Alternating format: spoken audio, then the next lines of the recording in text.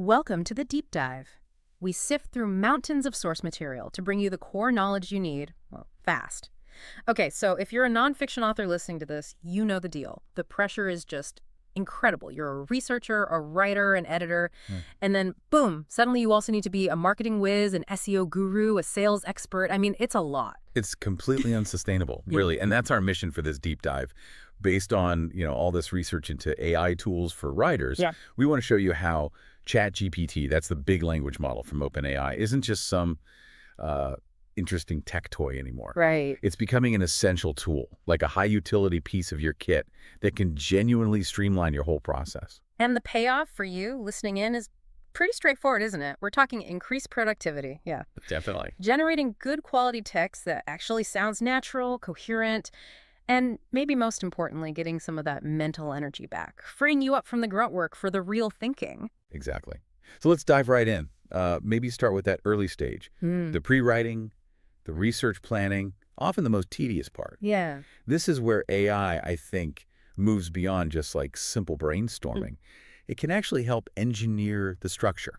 Generating the blueprint, you mean? We're not just talking about asking it for, 5 generic chapter titles, are we? No, not at all. The sources really hammer this home. Yeah. The quality of your prompt dictates everything. Garbage in, garbage out, basically. Okay. So say you're stuck on structure. Instead of a vague request, you give it something high utility, like, generate a detailed outline for a nonfiction book on the geopolitical shifts in country X from 1945 to 1980. Okay, that's specific already. But then add more. Structure the narrative arc to feel like a fast-paced Michael Lewis story. Oh, wow. Okay. So you're layering content, time frame, and style. That's a huge leap from just asking for chapter ideas. Really accelerates things. And it helps organize the research itself. Say you've got, 20 articles all over the place. You can pull up the main points, feed just those points into the model, and ask it to generate a logical chapter-by-chapter outline based only on what you provided. Right. So it's not just pulling random ideas, it's synthesizing your material. That bypasses hours of trying to connect the dots yourself. Precisely. Okay, speaking of source material, the biggest time sink, for me anyway, is summarizing. You have 50 papers and you just need the gist. How does AI help there beyond just saving time? Well, it's not just speed, it's the power of synthesis, like you said. You give it the text, maybe a PDF, a file, a web page link, and you prompt it smartly. How so? Don't just say, summarize this. Say, summarize this article on topic X, but specifically pull out any counter-arguments or conflicting data points mentioned. Oh, okay. Targeted extraction. Exactly. It shifts from just making it shorter to finding the specific angle you need. It condenses loads of info into usable, focused bits. Traditional methods just can't match that speed and focus. That really does sound like high utility. But, this brings us straight to the big warning sign, doesn't it? The absolute crucial point from all the sources for nonfiction authors, the credibility check. Yes, we absolutely need to slow down here. This is critical. Remember the core warning we kept seeing. ChatGPT is a machine. It predicts text. It's not thinking. Right. And it can and will make mistakes. Sometimes people call them hallucinations. If you're relying on it for actual facts in nonfiction, well, the risk is huge. This is probably the single most important takeaway for anyone listening. We want the efficiency, but what are the absolute must-do verification steps the sources insist on? You basically need to build a verification habit, a workflow. First, obviously, review everything it generates, cross-check every fact, every date, every claim, the context. Every single one. Every single one. Second, don't just check against one source. You have to compare the AI's output against multiple other reliable sources. Look for consensus. Multiple sources, got it. Yeah. And some sources even suggest running the same prompt through different AI models or services. See if you get the same facts back. If they diverge, that's a huge red flag. Okay, interesting tactic. But the absolute final safety net, it has to be human. Human editors, human fact checkers. You just cannot outsource the responsibility for truth. Someone needs to manually double-check those facts and figures before you publish, period. It's the difference between using it as a tool, like a smart assistant, and treating it like the final word. Okay, so research done, structure verified. What about the biggest hurdle, the blank page, drafting and editing time? Right, so you've got that detailed, super specific outline we talked about. Now you use that to generate the actual text. How does that work practically? You feed the model the relevant part of the outline chapter title, subpoints, and give it a clear command, something like, write the first chapter of my book using this outline. But you also add parameters, Like, specify the desired length, the depth of detail needed for each point. And this is crucial, the tone you're aiming for. Professional, casual, persuasive, whatever it is. And then presumably you get back this big chunk of text. Now comes editing. Mm.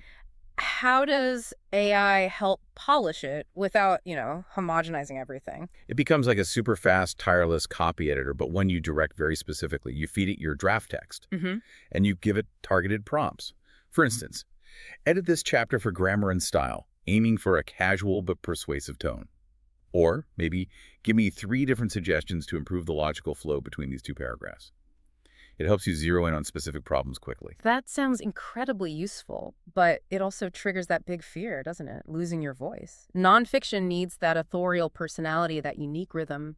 How do we stop the output sounding like, generic AI content? Yeah, that's a huge concern, and the sources are very clear on this. This is where you move from just using the tool to actually personalizing it. Specific prompts help, yes, but for real voice consistency, you need to explore fine-tuning. Fine-tuning, what does that involve? It means you train the AI model on your own writing.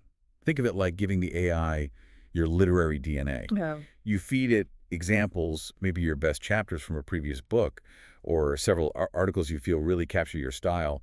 The model analyzes your vocabulary, your sentence structures, your typical tone. Ah, I see. So it learns your specific patterns. Exactly. It learns your unique stamp. So when it generates new text for you, it aligns much more closely with how you actually sound. So it's not trying to guess your style, it's using your own work as the template. That makes a huge difference. That's how you maintain quality and authenticity. Precisely.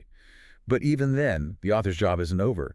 You still have to review, revise, inject your own specific stories or insights, and resist the urge to just accept, say, overly complex jargon the AI might sometimes throw in. You have to stay vigilant about consistency. That's your voice. Okay, research, drafting, editing, voice, dot covered. Let's shift gears a bit. The sources talked a lot about advanced applications, right? Stuff beyond just writing the book itself, into like monetization and getting the word out. Yeah, absolutely. Yeah. It basically acts as a versatile ghostwriter for all the supporting material you inevitably need. Such as? Well, think about everything around the book. It can generate speech notes for a conference talk based on a chapter.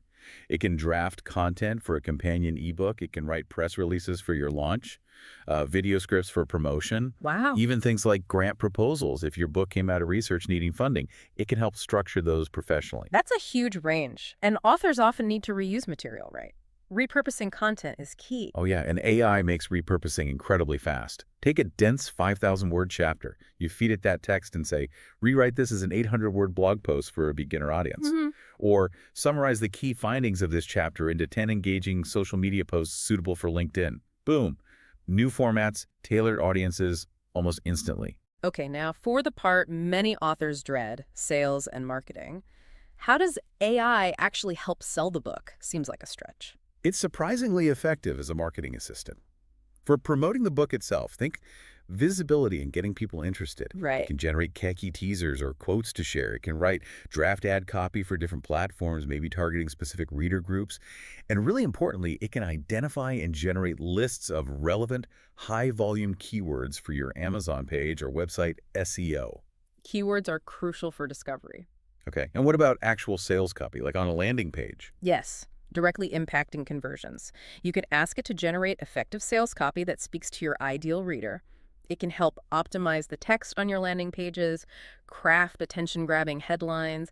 It can even generate believable prompts for getting testimonials from early readers. So it tackles the tasks that many writers, frankly, hate doing or aren't skilled at. Saves time and maybe some angst. Now, this next part is where my mind started to boggle a bit when reviewing the sources.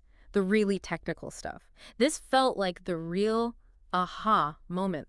How this language model helps with things that aren't language, like deep SEO support. Yeah, it demystifies a lot of the technical back-end stuff needed for online visibility. Yeah. We mentioned keyword research. It can also write those meta titles and descriptions you see in search results. Okay. It can help structure your online content correctly using heading tags like H1s, H2s. Yeah. And it can even generate things like XML sitemaps. Whoa, hold on. XML sitemap. For the author listening who, like me, might barely know what an H1 tag really does, why should they care about an XML sitemap? What's the utility there? Fair question. You care because if Google can't find your pages, nobody buys your book. An H1 tag is just the main headline tells Google the core topic. Simple enough. An XML sitemap is basically a map of your entire website that you hand directly to search engines like Google. It lists every important page, every blog post. It ensures Google knows your content exists so it can be indexed and found in searches.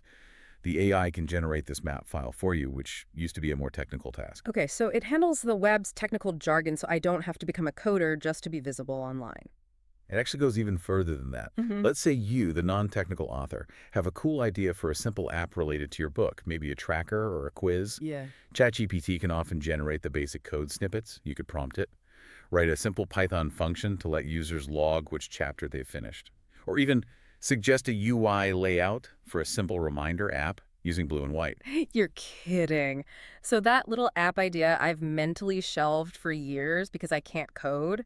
I could actually try building a basic version. That almost feels like cheating. The utility really is broad. It touches almost every aspect of digital content.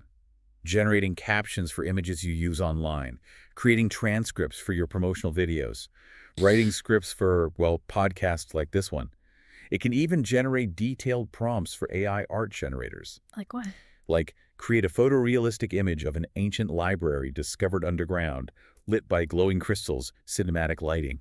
You describe it, and it helps you prompt another AI to create the visual. It's like an entire creation and business toolkit rolled into one chat window. Yeah, if you connect all these dots, the consensus from the sources is pretty clear. For nonfiction authors, ChatGPT means definitely increased productivity, potentially better quality in first drafts and all that supporting content. Much greater flexibility across a huge range of tasks, from writing blog posts to fiddling with code snippets, and likely significant cost savings by reducing the need to outsource every little specialized thing. It speeds up the whole author's entrepreneur process. It certainly seems to transform the workflow from maybe a series of roadblocks into something more like an open highway. But, and this is the crucial but that leads to our final thought for you. Yeah. While the AI can generate all this stuff, text, code, marketing copy with incredible speed. Right. Every source hammered home the absolute need for human oversight, the fact-checking, the review, ensuring your unique voice isn't lost. The human element remains critical. Exactly. Which raises, I think, a really interesting question for the future. If AI is streamlining how the writing, the marketing, the basic tech stuff, what are the fundamental roles left? What requires that uniquely human critical thinking, that personal experience, that true creative ownership? What will only the human nonfiction author be able to do as these tools get even better? That's definitely something to chew on. Where does the author's true value lie when the machine handles so much of the process? A provocative thought indeed.